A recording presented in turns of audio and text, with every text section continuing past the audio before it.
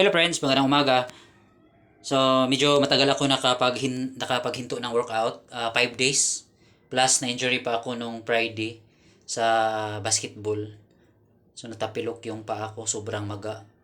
Sobrang sakit, sobrang maga. Kasi, galing rebound, pagbagsak ko, na iba yung posture ng paa ko pagbagsak. Kaya,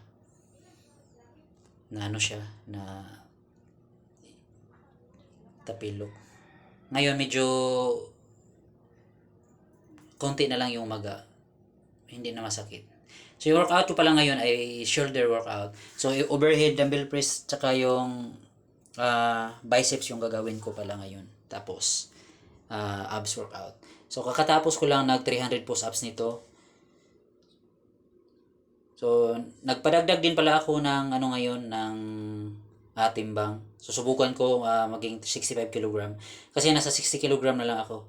So ito-try ko mag 65 kg para magkalaman yung mukha ko. Medyo na yung mukha ko.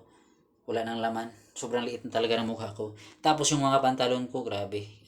Sobrang liit, sobrang laki na sa akin. Maluwag na maluwag, hindi wala na akong masuot. Kahit lagyan ko ng belt, maluwag pa rin siya. Grabe yung tanggal talaga yung mga fats ko. From 72 kilogram, tapos naging 60 kilogram na lang ako ngayon. So, subukan ko maging 65 para medyo may laman. Sana yung abs ko nandyan pa rin kahit dagdag ako ng pounds. So, bale, nagbe-breakfast na ako ng rice ngayon.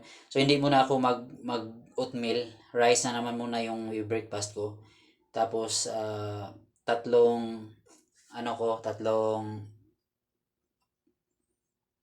tawag nito, itlog na fried egg, tatlong fried egg. Tapos,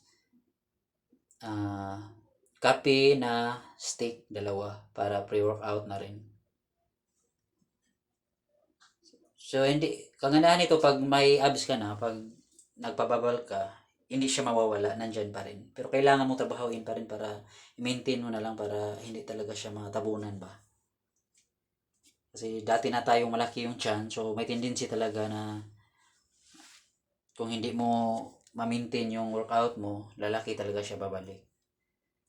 Sana matuloy-tuloy pa rin natin yung abs natin kahit nagpapabulk ako.